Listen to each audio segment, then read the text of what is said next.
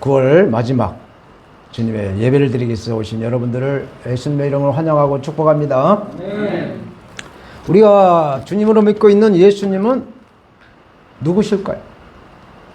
우리가 주님으로 구세주로 믿고 있는 예수님이 과연 누구실까? 하늘에서 이 땅에 오신 예수님이 과연 어떤 분인가에 대한 답을 하나씩 하나씩 찾아가는 것이 저와 여러분들의 믿음 생활이에요.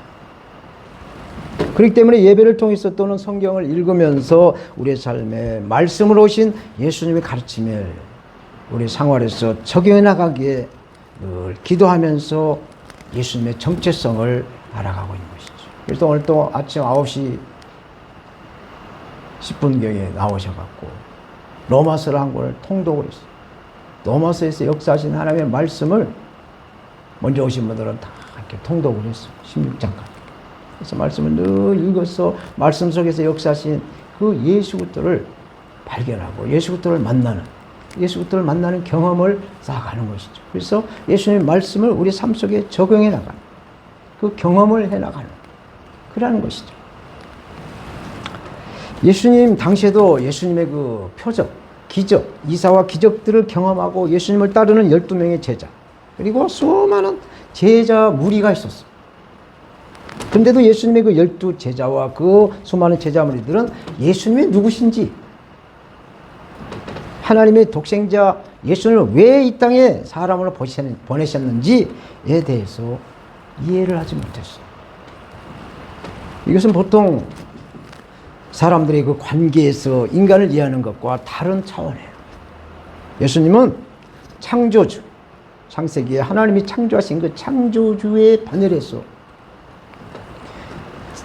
천지만물을 창조하신 하나님의 동시에 참 인간으로 오신 인성과 신성을 가지신 하나님이시자 사명자라는 사명자.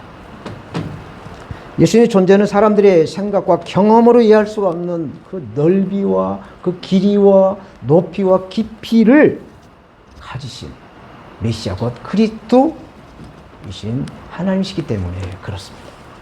이것으로 인하여 예수님을 둘러싼 수많은 오해들을 성경의 기록자들은 성령으로 이미 감동을 해서 저와 여러분들에게 수많은 성경의 독자들에게 알려주고 있어요.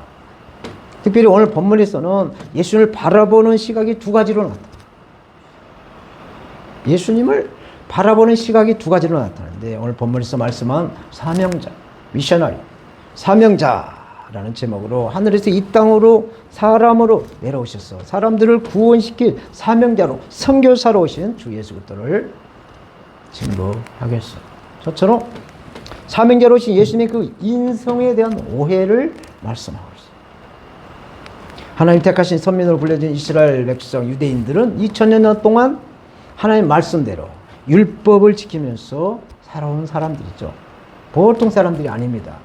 하나님이 택하신 선민이라는 그 자부심, 프라이드는 굉장히 높은 민족이에요. 그런데 하나님께 택하신 백성들이 하나님의 뜻대로 살지 아니하고 자기들의 열심과 뚝심으로 살려고 하나님 말씀하신 그 율법 조항에다가 부칙을 정하고 또 세칙을 정해놓고 그 율법에 따라 사람들을 판단하면서 죄를 짓고 살아가는 건데 그것이 죄인지도 모르고 살고 있다라는 이야기. 결국에는 하나님의 뜻이 아니라 자기들 사람의 뜻대로 살아가는 것을 하나님이 보시고 한탄하시죠. 이것을 보신 하나님은 창세기 6장 6절에 사람들 마음대로 하나님이 원하고 하나님 뜻대로 가지 않고 사람들이 원하는 대로 가는 모습을 보신 하나님이 창세기 6장 6절에 사람을 지으신 것에 탄식을 하고 마음이 근심이 되었다. 또 신명기 32장 6절에는 사람을 지으신 것에 후회를 하셨다고 보겠습니다. 후회를 하셨다. 이처럼 어떠한 일에 열중하다 보면 그 일에 빠져서 자신의 힘과 노력이 먼저 우선이요. 눈에 보이지 않는 하나님은 저 뒷방에서 뒷전에서 있는 것이다. 그래서 눈에 보이는 예모로 판단하지 말고 공정, 공의와 정의로 판단하고 지나서 예수님이 우리에게 말씀을 하셨어. 오늘 본문도 유대인의 3대 명절인 초막절을 지키는 일에 빠져있는 유대인의 모습을 보여주고 있습니다. 다시 말씀은 초막절이나 오순절이나 또 유월절의 주인공이신 예수님을 이해하지 못하고 루머, 예루살렘 사람들이 소문에 듣던 그 사람이 누구냐? 라고 말을 합니다. 오늘 본문 25절, 6절, 27절 여러분들 성경을 보시면서 제가 다른 번역본, 공동 번역본을 읽을 테니까 한번 여러분들이 그 성경하고 비교를 해보시면 좋겠어요. 25절, 한편 예루살렘 사람들 중에서 더러는 유다인들이 죽이려고 찾는 이 사람이 바로 이 사람이 아닌가. 26절, 저렇게 대중 앞에서 거침없이 말하고 있는데도 말 한마디 못하는 것을 보면 혹시 우리 지도자들이 그를 정말 그리스도라 하는 것이 아닐까? 27절, 그러나, 아니라는 얘기죠. 그러나 그리스도가 오실 때는 어디서 오는지 아무도 모를 것인데 우리는 이 사람이 어디서 왔는지 다 알고 있지 않은가? 라고 말했다라고 말씀을 합니다. 이렇게 말하는 사람들은 예수님이 절대로 메시아 그리스도가 아니다라는 것을 믿는 자들. 그 근거는 예수님이 태어난 곳이 어디예요? 떡지라고 불리는 베들레헴에서 태어났죠. 그리고 30살까지 성장한 것이 바로 가나안 자들이 많이 살고 있는 나사렛 동네였어요. 나사렛 동네에서 아버지 요셉과 함께 목수를 하면서 어린 시절을 보내왔어요. 이어서 예수님이 공생의 사역을 갈릴리에서 제자들과 함께 하신 것을 알고 있었기 때문에 그분은 사람이지 그리스도가 아니다 라고 믿고 있었다는 얘기예요. 알고 있었다는 얘기예요.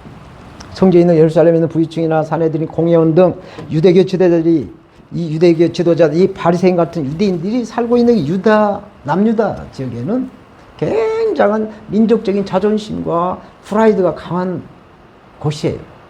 또 북왕국인 사마리아가 있었죠. 이스라엘은 이렇게 북왕국과 남유다로 이루어진 분열된 나라의 모습을 보여주고 있죠.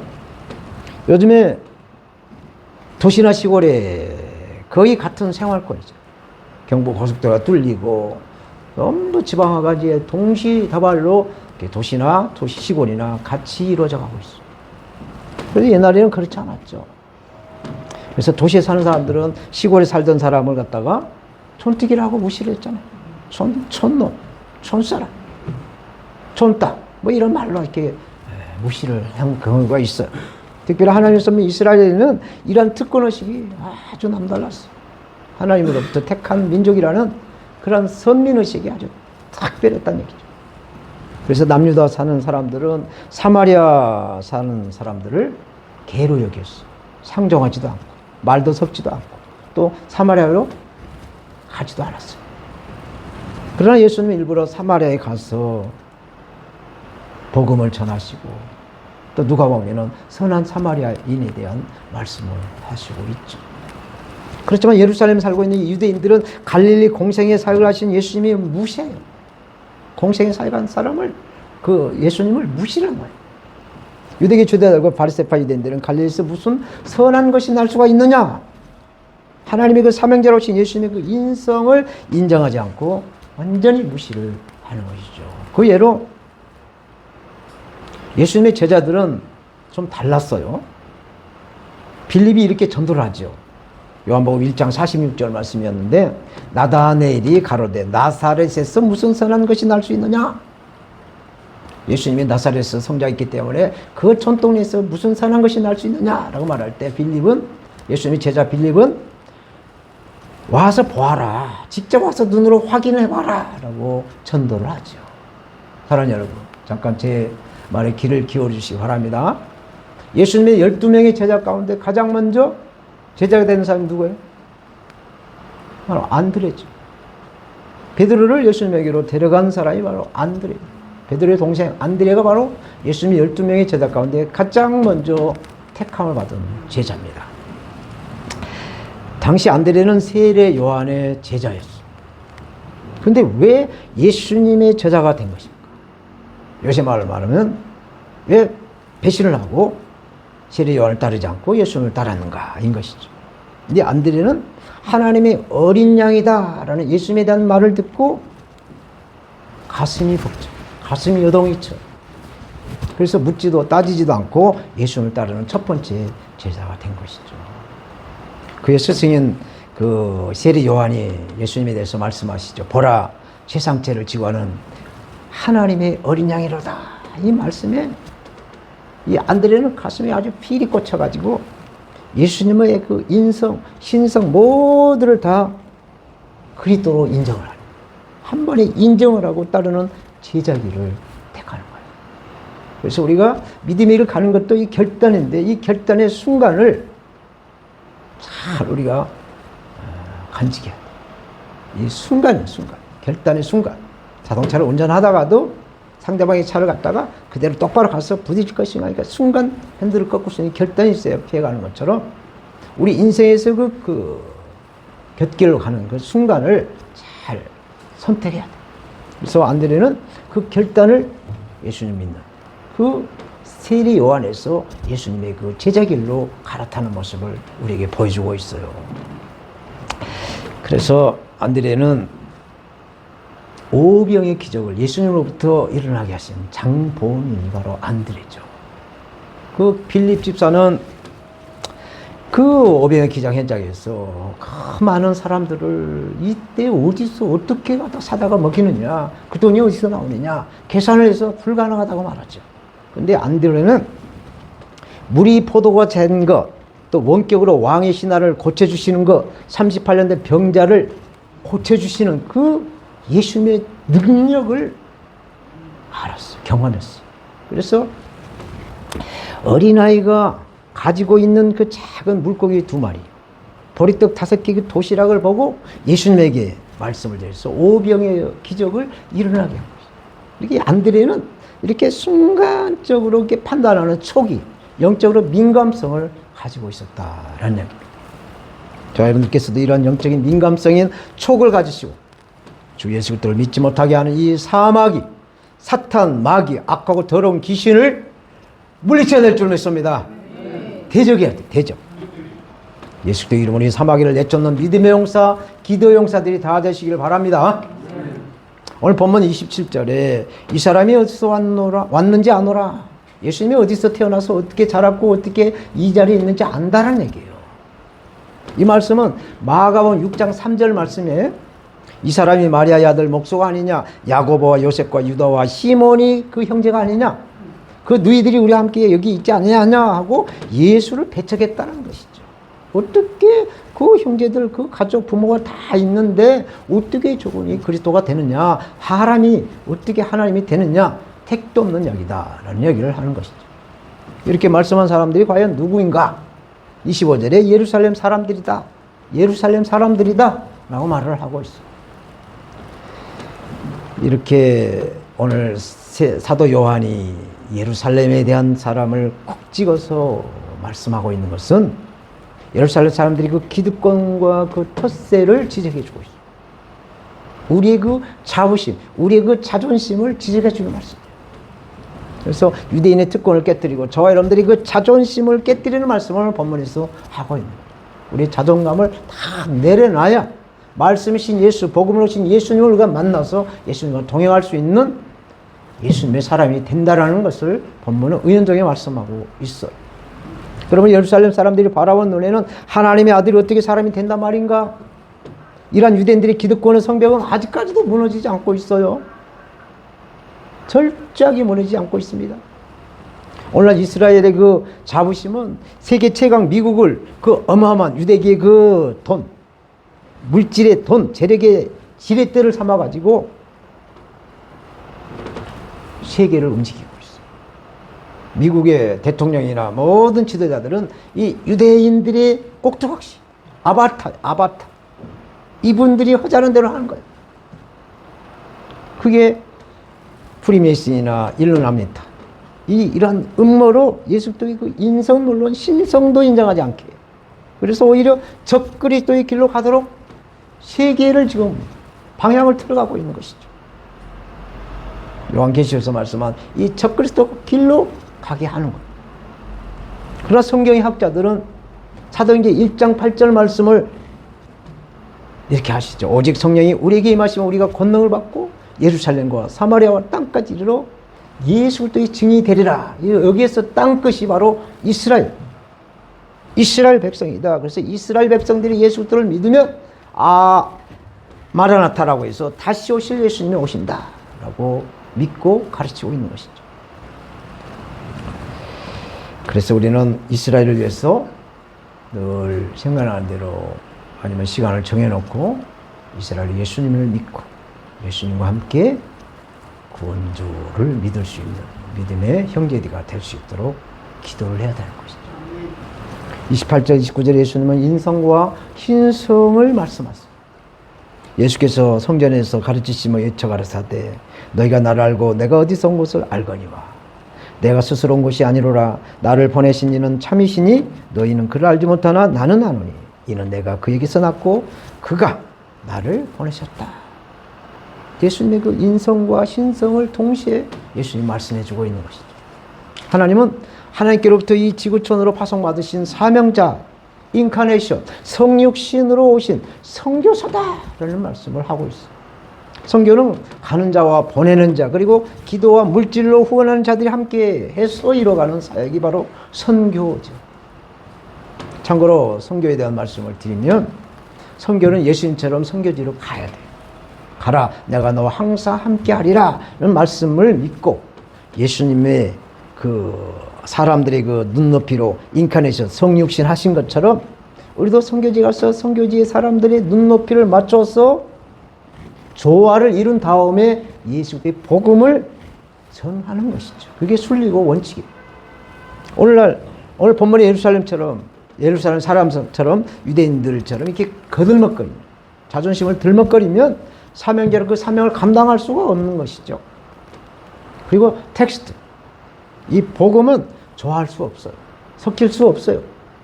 타협할 수가 없는 것이 바로 복음이에요. 그러나 이 컨텍스트, 이 상황은 잘 조화시킬 수가 있어요. 상대방의 그 의견과 상대방의 그 환경을 잘 조화시켰어. 그렇게 마음을 열게 하고 텍스트인 복음은 흔들리지 않게 있는 그대로 복음을 전하는 것이 선교의 원칙이고 복음의 원칙이에요.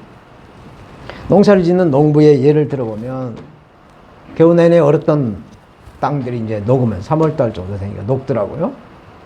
그러면 이제 땅이 녹으면 해동과 동시에 농부는 이제 농사질 준비를 하는데 퇴비를 갖다가 땅에다가 뿌리고 또 경운기로 땅을 갈아엎어 놓고 그래서 퇴비가 땅에서 잘 섞여서 이렇게 뿌리를 뭘 심어도 뿌리를 잘 내릴 수 있도록 땅을 부드럽게 만들고 난 다음에 씨를 뿌려. 그런데 이 씨는 조화될 수가 없어요. 씨가 섞여 놓으면 이게 농사에 아주 어렵습니다. 수확하기 아주 힘들어져요. 씨는 섞일 수 없지만 땅을 잘 기경하고 퇴비를 주고 그 온갖 비료들을 넣어주는 거 이게 조화예요. 이렇게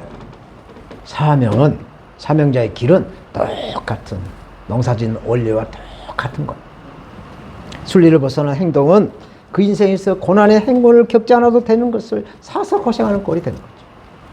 그러므로 우리는 원칙이나 순리를 무시하지 않는 길이요 진리요 생명이 되시는 예수님의 길을 갈 수 있도록 우리는 성령님의 포로가 다 돼야 될 줄 믿습니다. 그래서 오늘도 여러분들이 성령님의 포로, 성령님의 인도하심으로 예배 자리, 말씀의 자리, 기도의 자리에 앉으신 거예요. 두 번째로 사명자로 오신 예수님의 그 신성, 인성을 오해하고 이제 신성을 오해했다라고 말씀하세요. 예루살렘 그 상류층 사람들과 전혀 다른 보통 사람들을 등장시켜서 이렇게 비교를 해가지고 예수님의 인성과 신성을 다르게 믿고 있다라는 것을 말씀하고 있어요.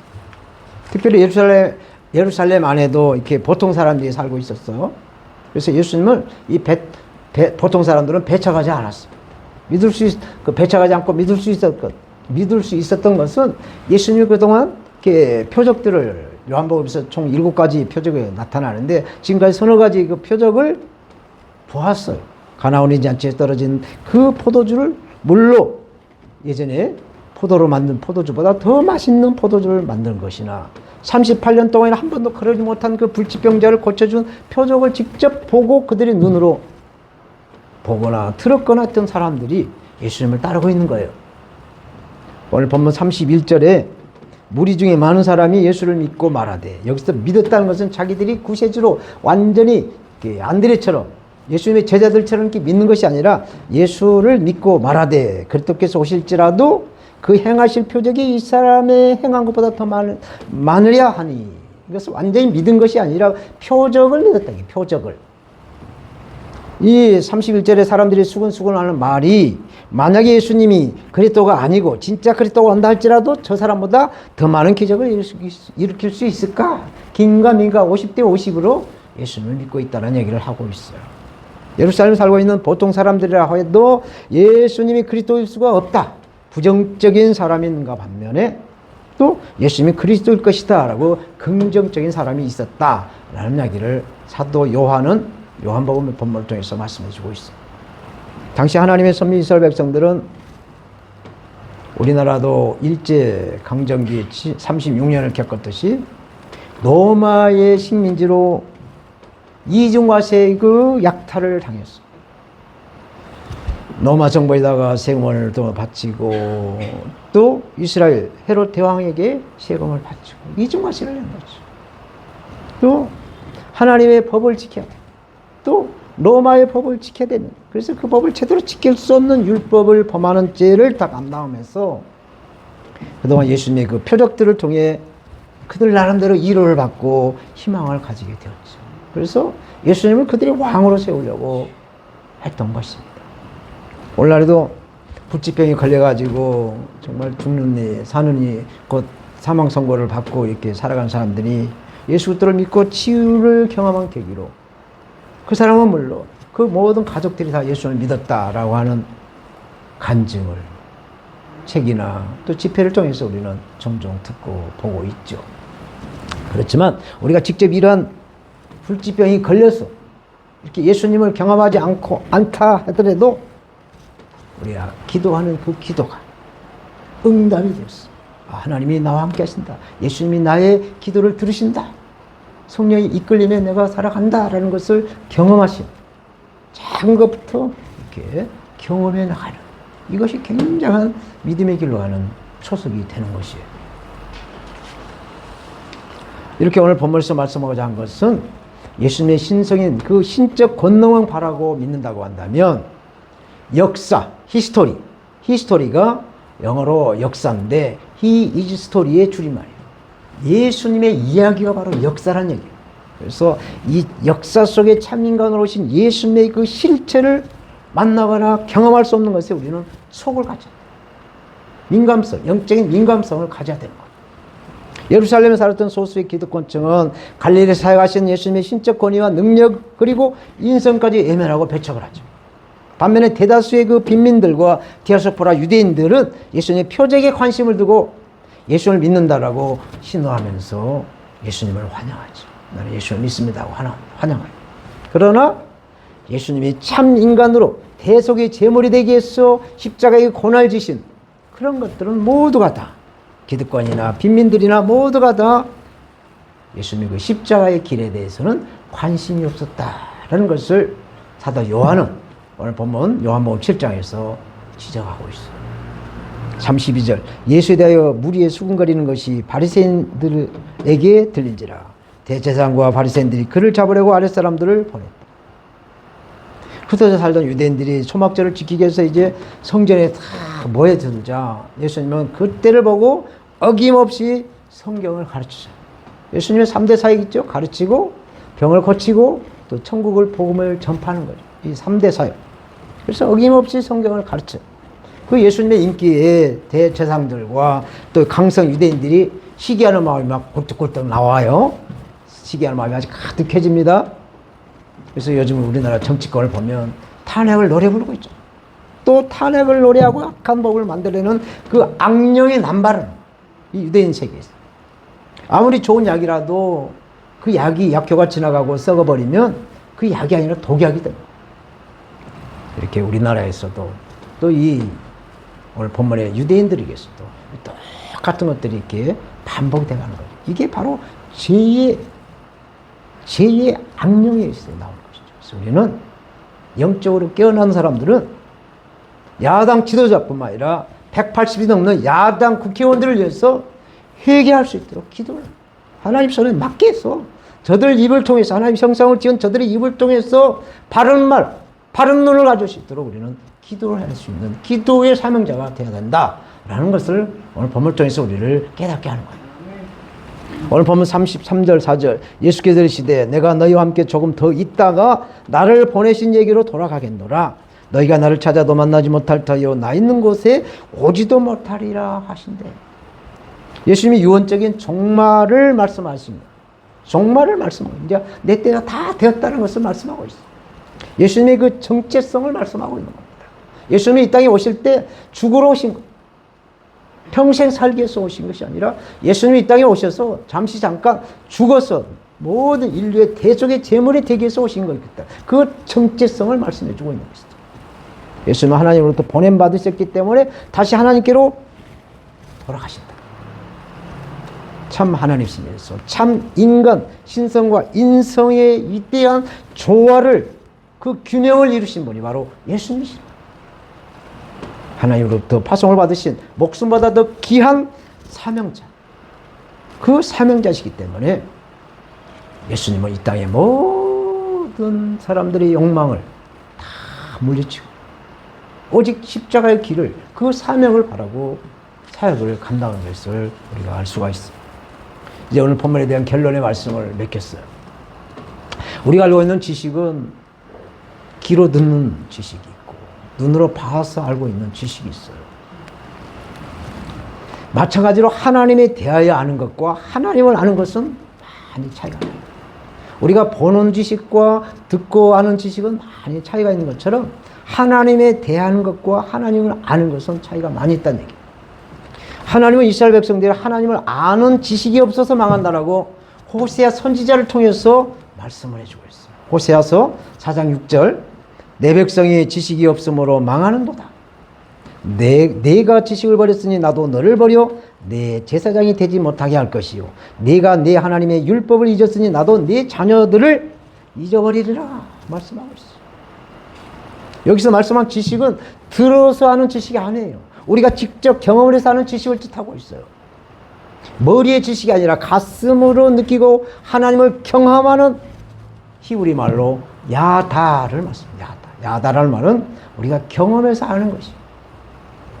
오늘 본문에는 예수님에 대한 인성과 신성을 놓고 대제사장들과 바리새인 유대인들 그리고 흩어져 살다 초막절이 되어서 조상들이 경험한 그 하나님에 대한 것을, 하나님을 아는 것이 아니라 하나님에 대한 것을 느끼려고 성전에 온 유대인들이 그 지식이 다르다라는 말씀. 그러나 예수 그리스도 십자가에 죽으러 오신 예수님을 모른다 라는 것을 아주 단호하게 말씀하고 있어요. 그들이 아는 지식으로 예수님의 인성과 신성을 인정하지 못하고 바람이 부는 대로 그냥 부한해도 흘러가는 거예요.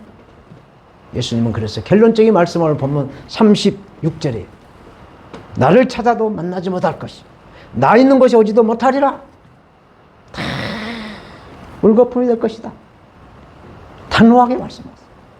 이렇게 믿음은 단순한 진리를 빼거나 더하지 아니하고 말씀하신 그대로를 믿고 우리가 행동으로 옮기는 것이 바로 우리의 믿음인 줄로 믿습니다. 아멘.